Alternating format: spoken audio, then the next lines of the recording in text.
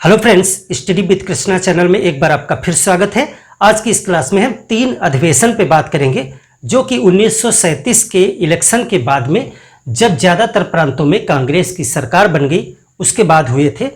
और ये सुभाष चंद्र बोस के विषय में यहाँ से क्वेश्चंस बनते हैं, इसीलिए हम ये 2 हरिपुरा और त्रिपुरी और रामगढ़ अधिवेशन पे भी बात करेंगे। तो इन 3 अधिवेशन को हम यहाँ पे डिस्कस करेंगे थोड़ा सा।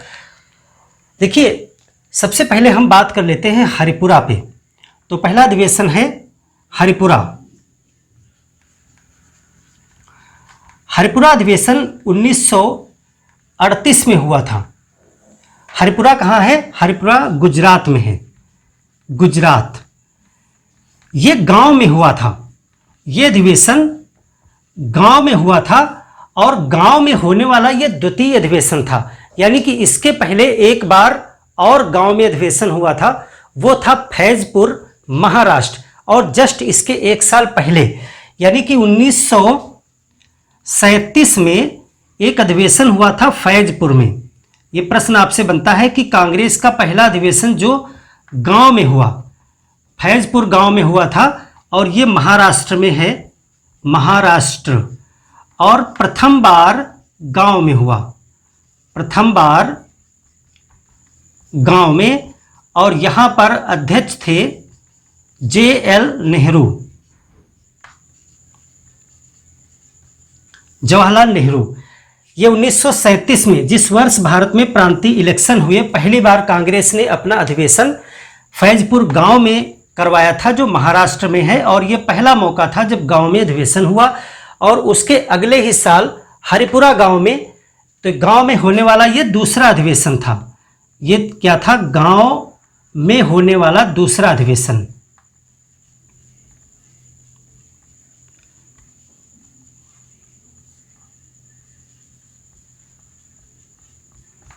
ये गांव में होने वाला दूसरा अधिवेशन था। आप प्रीवियस ईयर्स के क्वेश्चन पेपर अगर देखते हैं तो उसमें देखिएगा, क्वेश्चन सीधे पूछा गया है कि कांग्रेस का पहला गांव में होने वाला अधिवेशन कहाँ हुआ था, किस वर्ष हुआ था? तो फैजपुर में।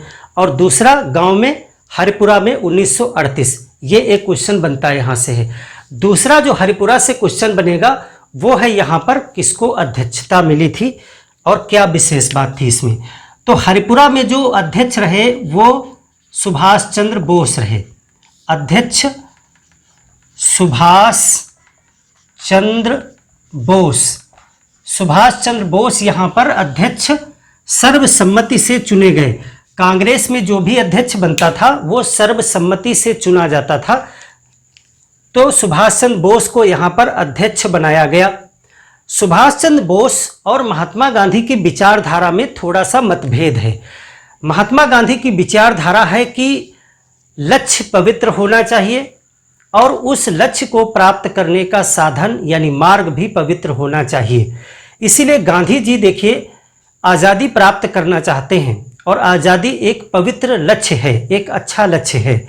लेकिन उस आज़ादी को प्राप्त करने के लिए जो मार्ग वो अपनाते हैं वह कहते हैं कि वो मार्ग भी अहिंसा और सत्य के रास्ते पर चलकर होना चाहिए। यानी लक्ष्य को प्राप्त करने का मार्ग भी उनका पवित्र है उनकी नज़र में। लेकिन सुभाष चंद्र बोस का थोड़ा सा नज़रिया अलग है। इनका मानना है कि लक्ष्य पवित्र होना चाहिए, लेकिन उसके मार्ग को यानी उसको प्राप्त करने का जो मार्ग है वहाँ पर हम सत्य और अहिंसा के साथ साथ में हम क्रांतिकारी मार्ग को भी साथ में लेकर चलें। और गांधी जी जो क्रांतिकारी तरीके थे उनके विपक्ष में रहते थे। तो थोड़ा सा यहाँ पर सुभाष चंद्र बोस और गांधी जी के बीच में वैचारिक मतभेद है, मनमुटाव नहीं है, यानी मनभेद नहीं, वैचारिक मतभेद है। लक्ष्य एक ही है दोनों लोगों का। तो यहाँ पर सुभाष चंद्र बोस अध्यक्ष चुने गए और इन्होंने कुछ विशेष चीजें की। इन्होंने यहाँ पर कहा कि स्वतंत्रता की जो लड़ाई है, स्वतंत्रता की लड़ाई में देशी रियासतों को भी शामिल किया जाना चाहिए।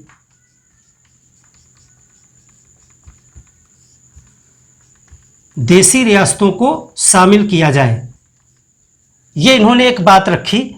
और इन्होंने जो है क्रांतिकारी मार्ग को भी क्रांतिकारी मार्ग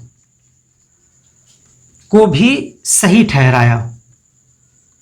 यानी इन्होंने कहा कि आज़ादी प्राप्त करने के लिए सभी का सहयोग जरूरी है। ऐसा नहीं है कि कांग्रेस में वही लोग आए आंदोलन में जो सिर्फ अहिंसा की बात करते हैं, जो सिर्फ सत्याग्रह की बात करते हैं।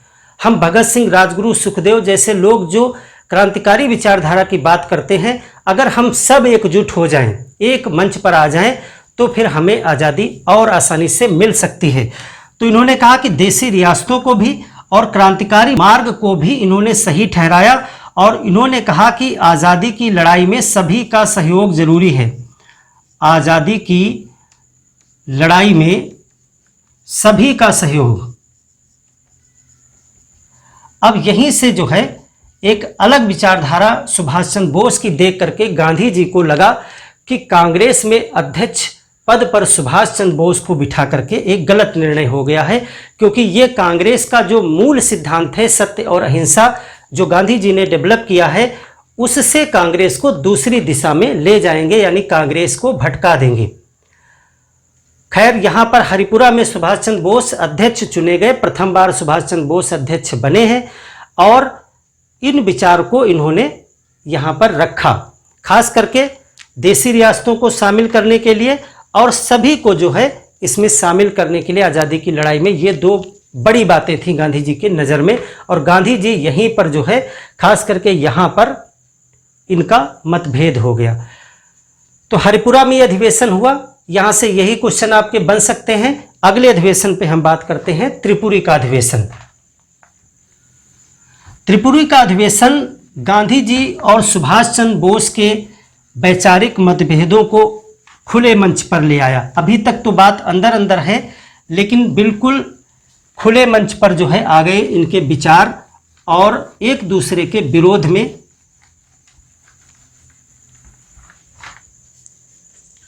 इन दो अधिवेशन को इसलिए हम चर्चा कर रहे हैं क्योंकि जब हम सुभाष चंद्र बोस को अलग से पढ़ेंगे तो यहीं से विशेष करके सुभाष चंद्र बोस की कहानी प्रारंभ होती है। कांग्रेस के अधिवेशन के अध्यक्ष बने और उसके बाद अगला अधिवेशन अगले साल आ गया त्रिपुरी का अधिवेशन। अब यहाँ पर जो घटना हुई वो विशेष है, त्रिपुरी अधिवेशन। डायरेक्ट क्वेश्चन यहाँ से बनता है 1939 प्रथम द्वितीय विश्व युद्ध का वर्ष है। 1939 में ही द्वितीय विश्व युद्ध शुरू हो गया था।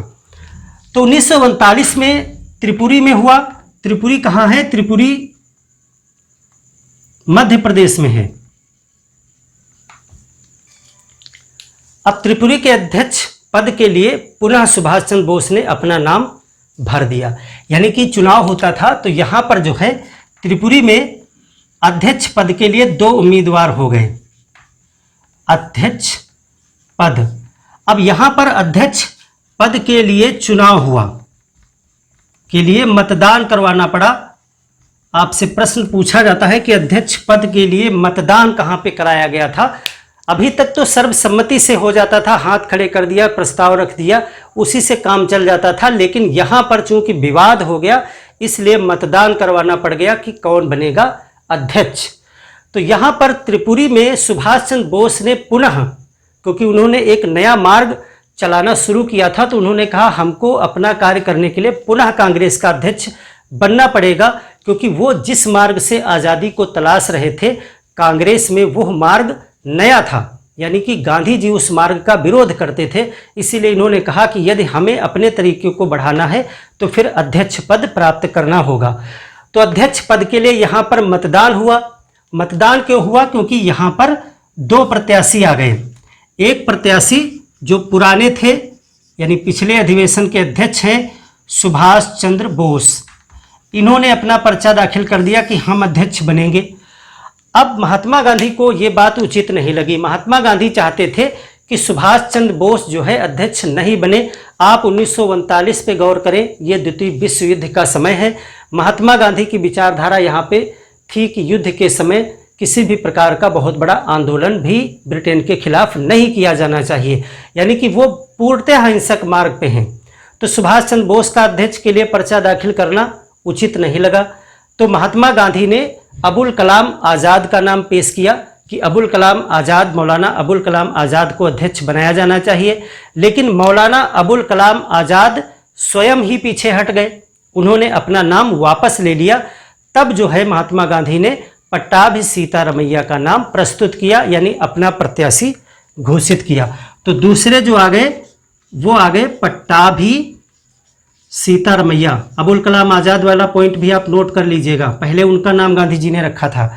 पट्टाभी सीतारमैया, जिन्होंने कांग्रेस का इतिहास लिखा है, रमैया, पट्टाभी सीतारमैया। और ये क्या गांधी जी के प्रत्याशी थी, गांधी जी का समर्थन इनको प्राप्त था।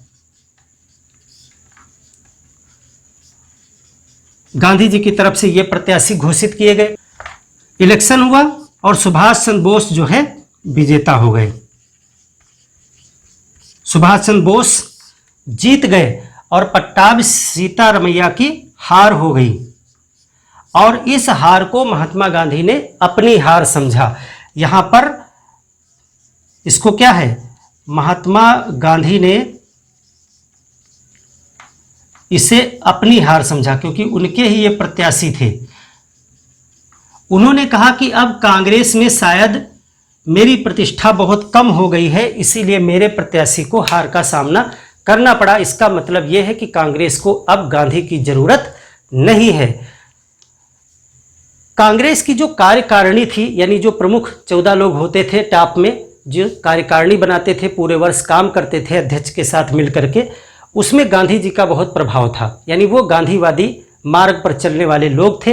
तो उसमें से अधिकतर लोगों ने, लगभग 12 लोगों ने इस्तीफा दे दिया, कहा कि हम जो है गांधी जी के खिलाफ काम नहीं कर पाएंगे, सुभाष चंद्र बोस के साथ काम नहीं कर पाएंगे। कार्यकारिणी ने, हालांकि सुभाष चंद्र बोस जो है वो निर्वाचित अध्यक्ष हैं, अगर इनके खिलाफ कोई जाता है तो इस प्रकार से तो कांग्रेस का वजूद ही बिगड़ गया, क्योंकि कांग्रेस खुद सत्य के मार्ग से भटक रही है। अपने निर्वाचित अध्यक्ष को न मानना ये भी तो एक प्रकार से असत्य का मार्ग है। खुद ही आपने निर्वाचित किया, खुद कांग्रेस ने निर्वाचित किया है, तो फिर आप उसे कैसे हटा सकते हैं। तो हटा तो नहीं सकते थे, लेकिन कुछ लोगों ने यहाँ पर इस्तीफा दे दिया। और इससे जो है सुभाष चंद्र बोस को लगा कि इस तरह से जबरदस्ती अध्यक्ष बन करके कार्य करना उचित नहीं है। महात्मा गांधी भी जो है दुखी हुए। सुभाष चंद्र बोस ने सोचा कि अब मुझे अध्यक्ष पद पर रहना ठीक नहीं लग रहा है, इसीलिए जो है इन्होंने स्वयं ही इस्तीफा दे दिया।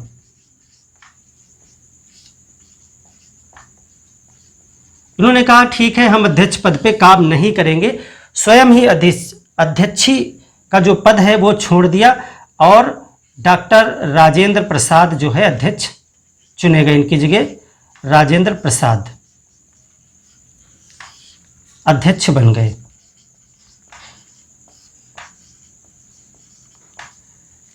क्यों इस्तीफा इन्होंने दे दिया? क्योंकि ज्यादातर कार्यकारिणी के जो सदस्य थे उन्होंने इस्तीफा दे दिया, इसीलिए इन्होंने भी इस्तीफा दे दिया। अब जो है सुभाष चंद्र बोस ने कहा कि मैं ऐसे तो नहीं बैठने वाला हूं। इन्होंने एक नई पार्टी का गठन किया, फॉरवर्ड ब्लॉक। कांग्रेस के अंदर ही इन्होंने एक मोर्चा बना दिया। अब इन्होंने क्या किया, यहां पर कांग्रेस के अंदर ही, कांग्रेस के भीतर ही फॉरवर्ड ब्लॉक की स्थापना की। पूछा जाता है आपसे, फॉरवर्ड ब्लॉक की स्थापना किसने की थी? सुभाष चंद्र बोस ने की थी। यही त्रिपुरी अधिवेशन 1939 के बाद ही फॉरवर्ड ब्लॉक की स्थापना की। और फॉरवर्ड ब्लॉक का उद्देश्य क्या था? 2 उद्देश्य हैं, इसके नोट करिए।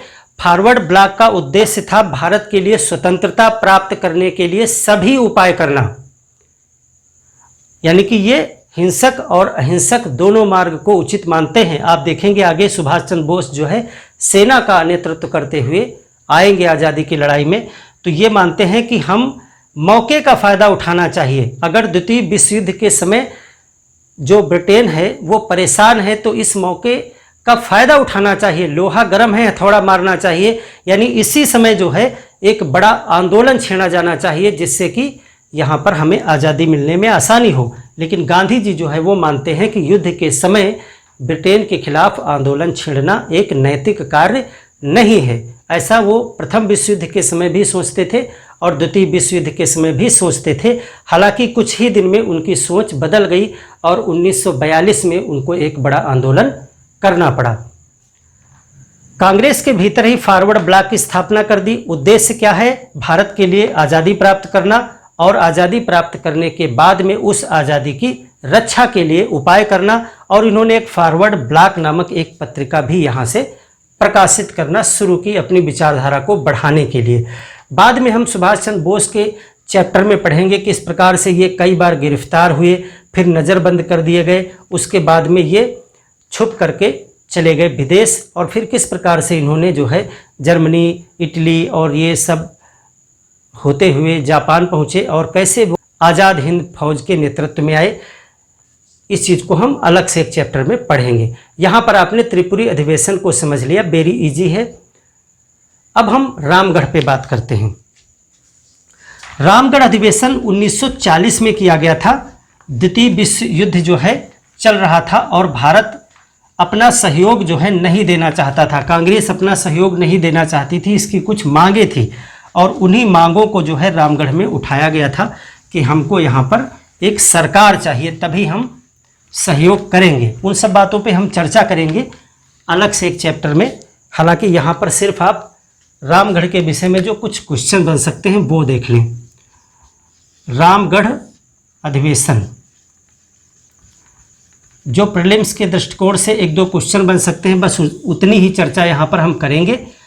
उसके बाद डिटेल में युद्ध के क्या परिणाम थे, क्या प्रभाव थे, उन पर हम अलग चैप्टर करेंगे।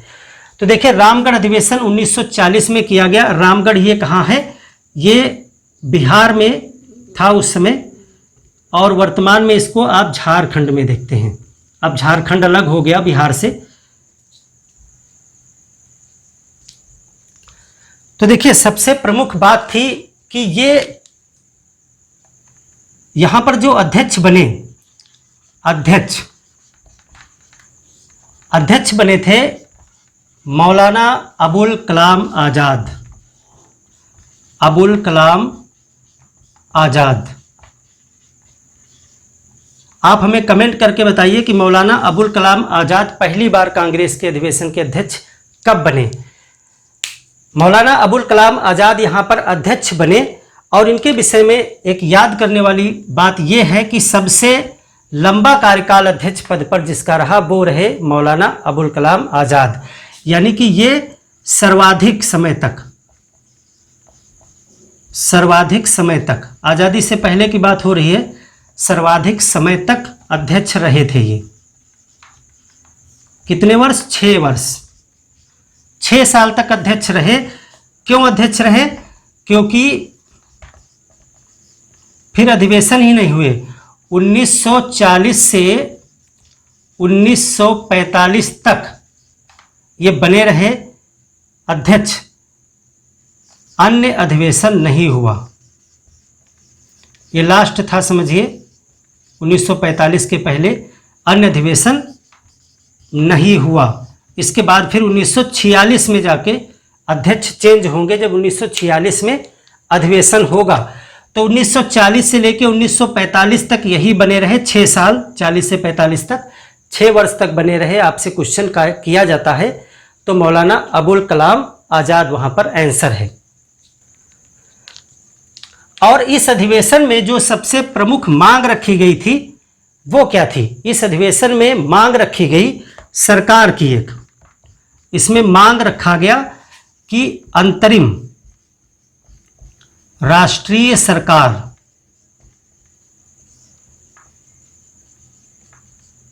अंतरिम राष्ट्रीय सरकार की मांग रखी गई थी। यानी केंद्र में राष्ट्रीय सरकार का मतलब क्या है?